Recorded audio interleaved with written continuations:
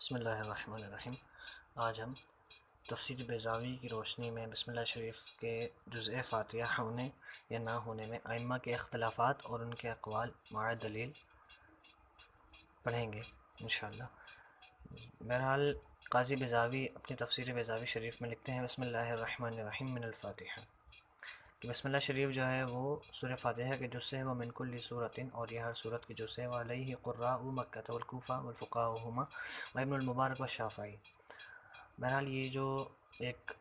موقف بیان کیا گیا ہے، اسٹیٹمنٹ جو پیش کی گئی، وہ کن کی ہے؟ وہ مکہ کوفہ کے قراء اور انہی کے فقہاء اور ابن المبارک اور امام شافعی علیہ رحمہ کا یہ موقف ہے، اور ان کی جو برخلاف موقف ہے وخلف قراء المدینہ والبصرہ والشام وفقہاؤہا ومالک والاوزاعی، اور انہی کے برمخالف،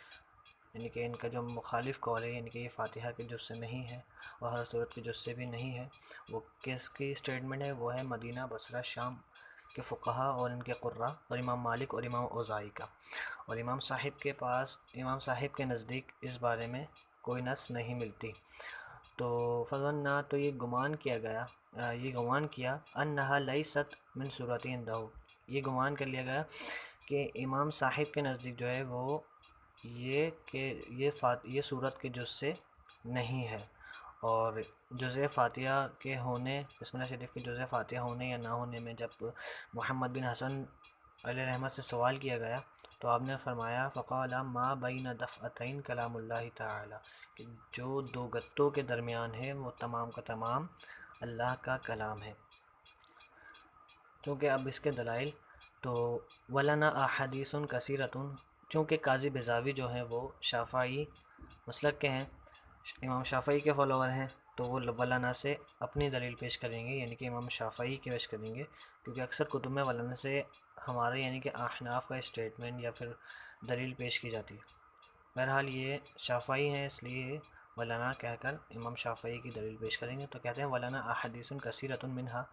ما روی ابو ہریرہ رضی اللہ تعالی عنہ انہ علیہ الصلاۃ والسلام قال فاتحۃ الکتاب 7 آیات اولہن بسم اللہ الرحمن الرحیم۔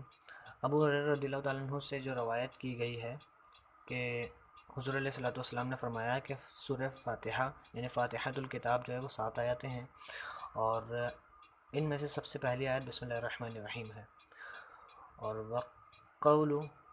ام سلمۃ رضی اللہ تعالی عنہ قرأ رسول اللہ صلی اللہ علیہ وسلم الفاتحہ وعد بسم اللہ الرحمن الرحیم الحمد للہ رب العالمین آیۃ۔ اور دوسری دلیل امام شافعی کی یہ ہے کہ ام سلمہ رضی اللہ تعالی عنہ کا قول کہ رسول اللہ علیہ الصلوۃ والسلام نے سورہ فاتحہ کی تلاوت فرمائی اور بسم اللہ الرحمن الرحیم الحمد للہ رب العالمین کو ایک آیت شمار فرمایا۔ اس کے بعد یہ لاسٹ لائن میں یہی کہا جا رہا ہے کہ بسم اللہ الرحمن الرحیم، امام شافعی کے بسم اللہ الرحمن الرحیم کے بارے میں دو دلائل جو دیے انہوں نے، اس میں بھی آپس میں اختلاف ہو گیا کہ بسم اللہ الرحمن الرحیم تنہا یعنی کہ اکیلی ایک آیت مبارکہ، یا یہ الحمد للہ رب العالمین سے مل کر یہ ایک آیت مبارکہ، تو یہی اس میں پوچھا گیا۔ اور اجماع کس بات پر ہے؟ اجماع اسی بات پر ہے کہ الا ان ما بین دفعتین کلام اللہ تعالی، کہ جو دو گتوں کے درمیان ہے وہ سارا کا سارا کلام، جو دو گتوں کے درمیان ہے وہ تمام کا تمام کلام اللہ تعالی ہے۔ اور اتفاق جو ہے وہ اسی بات پر ہے کہ جو قرآن مجید میں ذکر کیا گیا ہے وہ تمام کا تمام قرآن پاک کا ہی حصہ ہے، اس میں کوئی چینجنگ یا ایکسٹرا کچھ نہیں لکھا گیا، یہاں تک کہ آمین کو بھی قرآن مجید میں نہیں لکھا گیا۔ تو یہاں پر ایک اعتراض ہوتا ہے کہ جب ہم قرآن پاک کھولتے ہیں تو اس میں بسم اللہ کے ساتھ لکھا ہوتا ہے کہ یہ اتنی آیتیں ہیں اس میں، اور یہ مکی صورت ہے یا مدنی صورت ہے، تو وہ بھی تو لکھا ہوتا ہے، وہ تو جب کہ قرآن کا حصہ نہیں ہے۔ تو اس کا سمپل سا جواب یہ ہے کہ اس کی ہیڈنگ اور اس کا اسٹائل جو ہے وہ اس طرح سے ہوتا ہے کہ وہ واضح ہو جاتا ہے کہ یہ قرآن پاک سے نہیں ہے، یہ ایکسٹرا لکھا گیا ہے۔ اسی طرح ولنا سے جب انہوں نے اپنے دلائل پیش کیے تو اسی میں حاشیہ لگا ہوا ہے ایک، تو حاشیہ نمبر 1 پہ امام صاحب کے بھی دلائل ہیں کہ ابو ہریرہ رضی اللہ تعالیٰ عنہ والی روایت ہے کہ نبی پاک علیہ الصلوۃ والسلام سے حضرت ابو ہریرہ نے سنا کہ آپ نے فرمایا کہ اللہ تبارک و تعالیٰ فرماتا ہے کہ میں نے نماز کو یعنی کہ فاتحہ کو اپنے اور اپنے بندے کے درمیان دو حصوں میں تقسیم کر دیا۔